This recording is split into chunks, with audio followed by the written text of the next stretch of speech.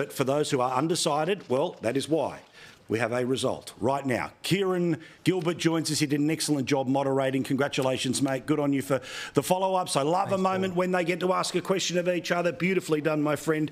Some of the best, and this thing's been around for a long time. All right, no more mucking around. It took us a while, but we've got 100 votes. What are 100 responses?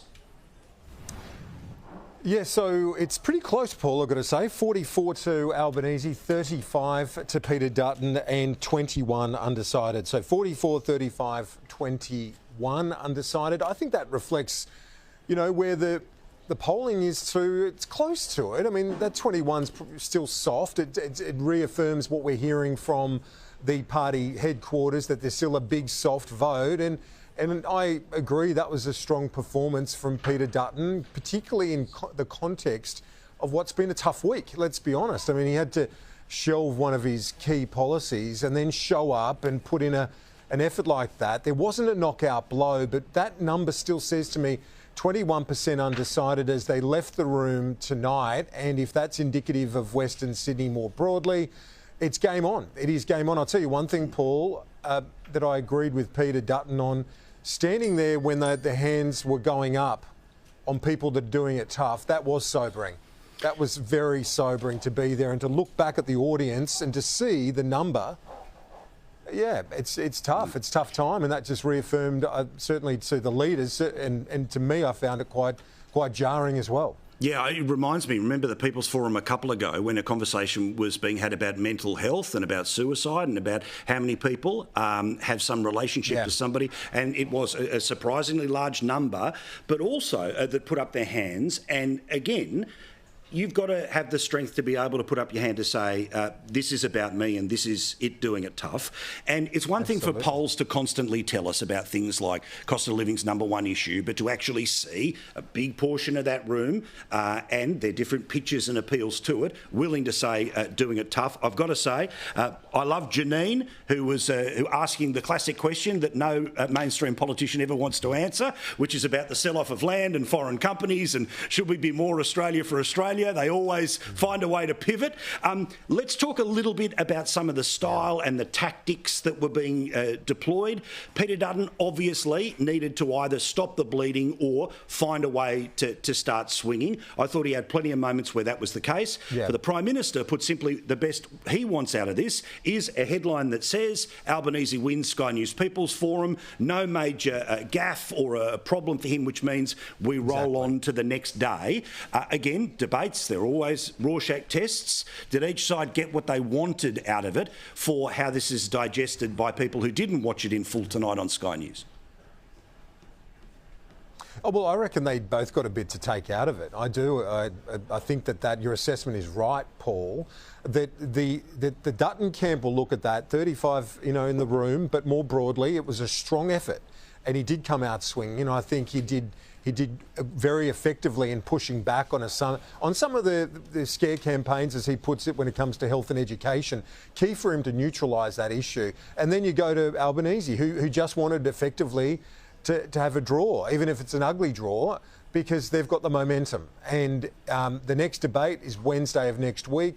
He'll be plugging away till then, and then you've got Easter and Anzac. So the problem for Peter Dutton is having lost a bit of momentum and having had to have the backflip, and he's pushing back. It's whether or not, and you know this, Paul, has he got the time to do it, given you've got Easter and Anzac in between? We'll see.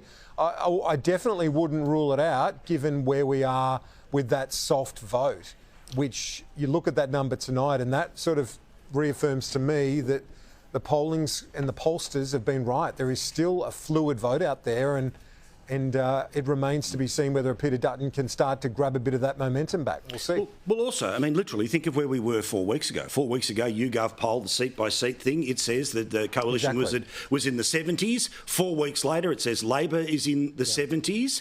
Obviously, the Albanese camp would want more of a conversation 100%. About Trump, but the reality is that 10% on 5%, I'm not sure that it's going to have the same legs that they maybe on a sort of sick political level, like all of us often have a look at things, that it was going to have the echo that would last through those couple of weeks. So again, we know that Peter Dutton is hitting in hard on this 25 cents, the reduction in the petrol tax. I always love a truckie, and I was pleased that we saw plenty of them in there. Last question here, which is, again, as a bloke who has seen, as many as I have, in fact, I think even a little more than me, here, even at Sky News in the 15 years I've been here, which is, we're both due for some long service leave at some point in time, but don't worry, we're focused on the issues, which is, we love the gig too much though, which is, both of these parties will launch their campaigns this Sunday. Now, they're doing so, and that means that they take on a lot of the travel costs. It is a behind-the-scenes story, but it also tells us about the importance of early voting. More than half the country, in some parts and in some seats, are going to vote early. We know that at the last federal election, at The Voice, plenty of early voting took place all over the country. Some places it was 60, 70% pre-voting in places like the Queensland election. So it's not just about school holidays. It's also about them basically putting all their feet forward. All of it gets announced, no surprises with 1 week to go, because the votes start 2 weeks from today. Yeah, and I know you've told your viewers, April 22, that's the date the pre-poll starts. And that's, Paul, to be honest and to be frank with your viewers, that's why I was really pleased Sky News was able to get the first debate, because while it's still super relevant, and it's when the room, everyone's engaged, there's a lot to play for, no one's voted yet. And it's rough and ready, I get it, with our People's Forum, but I think that's the charm of it as well, and the authenticity of it.